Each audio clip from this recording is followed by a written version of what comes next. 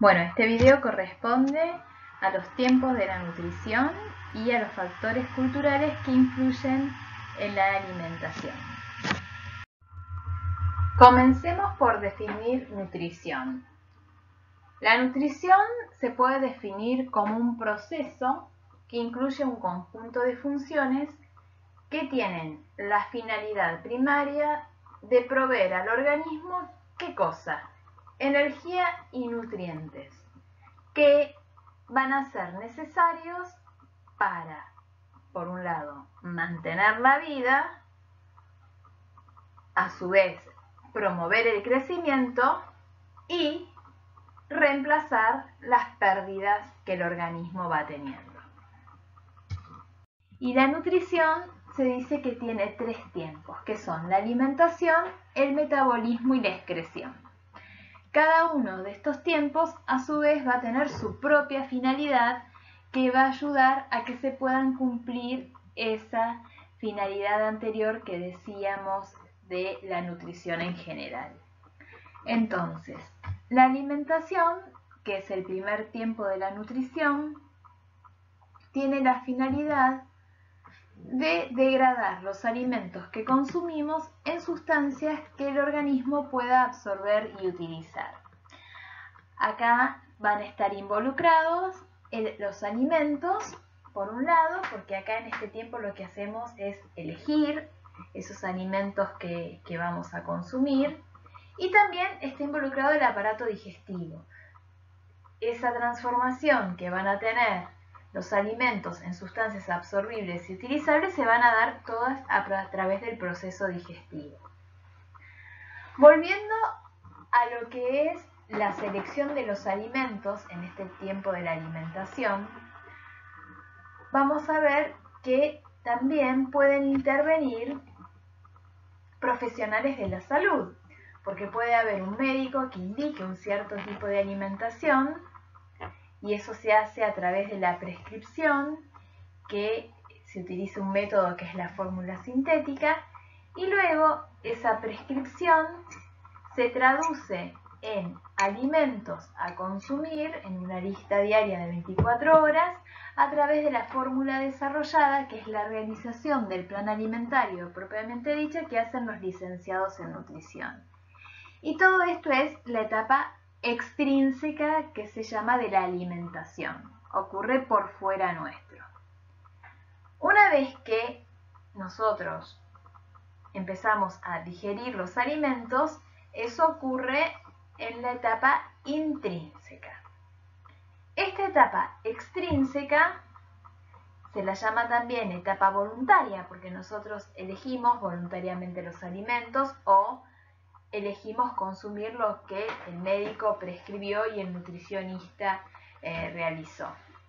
Y la etapa intrínseca, si la otra era voluntaria, esta es involuntaria. Una vez que nosotros empezamos a digerir los alimentos, por ejemplo en el estómago, ya no estamos ejerciendo ese control de manera voluntaria.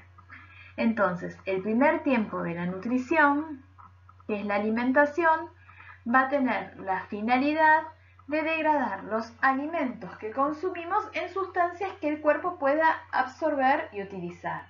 Uno come un alimento y no es ese alimento intacto como tal que pasa a la sangre, sino que se transforma en algo más pequeño, absorbible y utilizable, que son los nutrientes. El tiempo que le sigue es el metabolismo. El metabolismo justamente va a recibir esos nutrientes y entonces, como finalidad, tiene la correcta utilización de todo lo que es la materia y la energía que le aportaron los alimentos. Y se va a dar desde la absorción, que era donde había terminado el tiempo de la alimentación, hasta la excreción. Y van a intervenir una serie de tejidos como el hígado, el músculo, un sistema de regulación como el sistema nervioso, el endocrino, y un sistema de distribución, el aparato circulatorio, que lleva todos los nutrientes a todo el organismo. Entonces, acá, por ejemplo, consumimos alimentos que contienen hidratos de carbono, nos sube la glucemia, el páncreas libera insulina y se mantiene dentro de lo normal. Se hace el uso de la materia y la energía. Pero en ese uso de la materia y de la energía se pueden generar desechos. Entonces, el tercer tiempo de la nutrición es la excreción, que tiene la finalidad de mantener la constancia del medio interno, porque si no uno acumularía un montón de desechos, y los desechos que el organismo puede eliminar se clasifican como 3 tipos de sustancias. Hay sustancias que uno ingiere, no absorbe y que elimina el organismo sin modificar.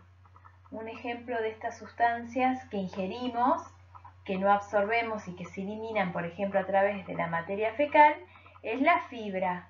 La fibra, que es el componente no digerible de los vegetales, es un ejemplo de esas sustancias.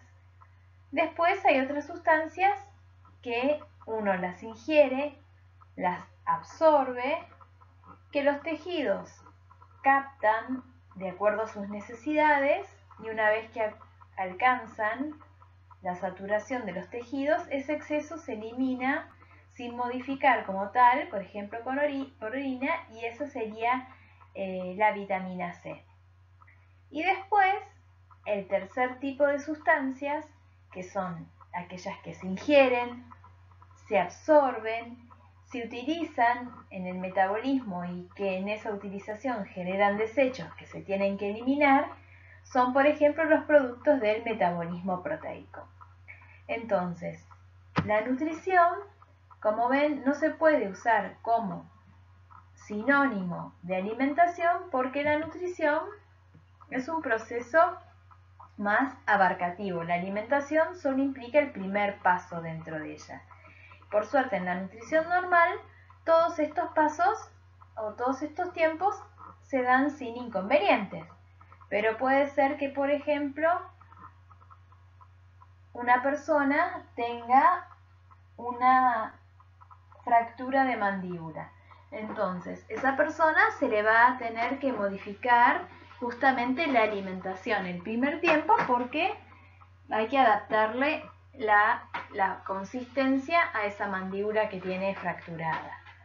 Puede ser que una persona no regule bien la glucemia porque, por ejemplo, tiene diabetes. Entonces, de los 3 tiempos va a estar afectado el metabolismo, pero bueno, también tengo que elegir y hacer cambios en la alimentación para que esos productos absorbibles y utilizables por parte del metabolismo se puedan aprovechar bien. Y si tengo algún problema de constipación, ¿qué tiempo me queda? El de la excreción. Ahí sería el tiempo que está afectado y entonces también tengo que modificar con qué me alimento para que me lleguen esas sustancias al intestino que me ayuden a ir mejor de cuerpo. En la nutrición normal, los 3 tiempos funcionan adecuadamente, pero tenemos que acordarnos que existen estos 3 y ya ir visualizándolos porque nutrición va a ser la base de la dietoterapia.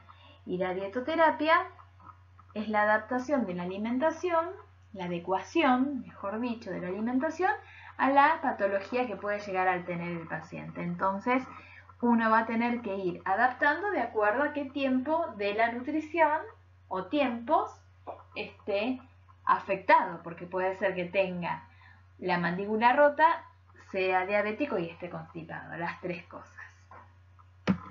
Entonces, recapitulando, cada tiempo de la nutrición tiene su propia finalidad. La finalidad de la alimentación, ¿qué va a ser?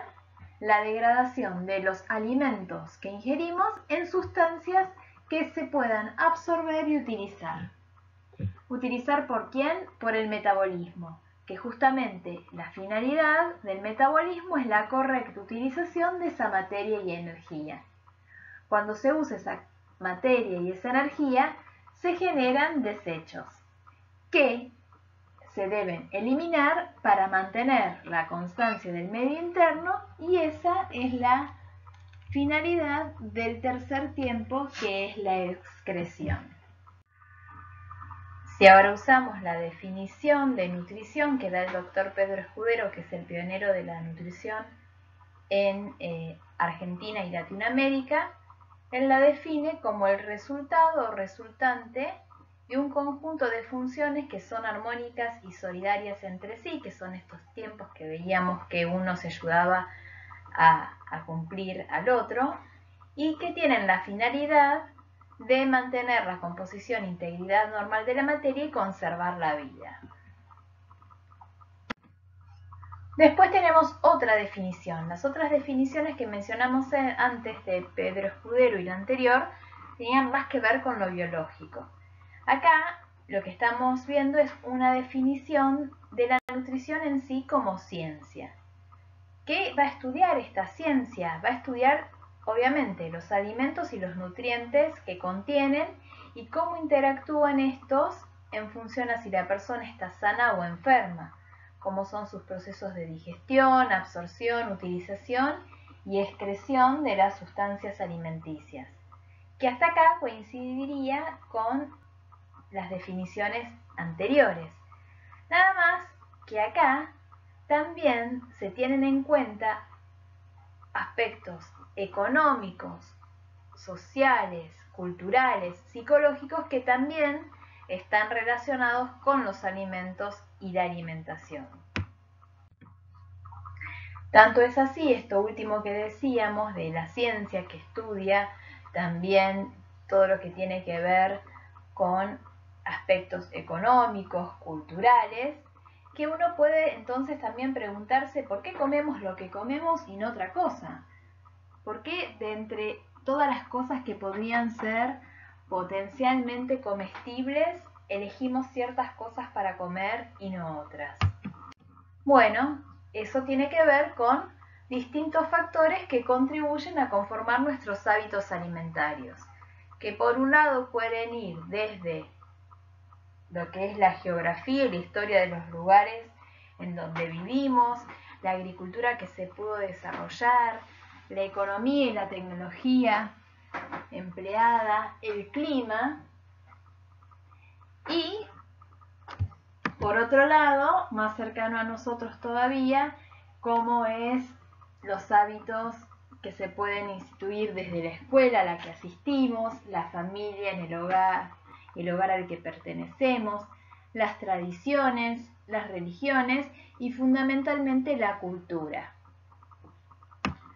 Destacamos la cultura dentro de los factores que contribuyen a formar los hábitos alimentarios, y así decimos que existen influencias culturales que, por ejemplo, pueden determinar ya de por sí qué es alimento y qué no. Hay ciertas tribus en aldeas filipinas que ven langostas o estos saltamontes como un potencial alimento, cosa que nosotros no lo vemos así. Hay religiones en la India que ven la vaca sagrada y no como una posibilidad de carne para consumo, o la religión judía que prohíbe el consumo de carne de cerdo. Después, también son influencias culturales las que van a determinar cuál es el alimento principal en cada región. Por ejemplo, en Grecia en su momento estaba la diosa Ceres de los cereales, entonces el trigo era uno de los alimentos principales. ¿Cuál es el alimento preferido para cada comida? También es algo que está determinado por las influencias culturales. Depende el lugar de origen donde estemos, quizás vamos a preferir, por ejemplo, para un desayuno, determinados tipos de alimentos y no otros. Un mate con una factura, yo me imagino, calculo que ustedes también, que tiene que ver más con la cultura de los argentinos, ¿sí?, rioplatenses, que el otro desayuno que tiene fiambre, un huevo, un jugo de naranja.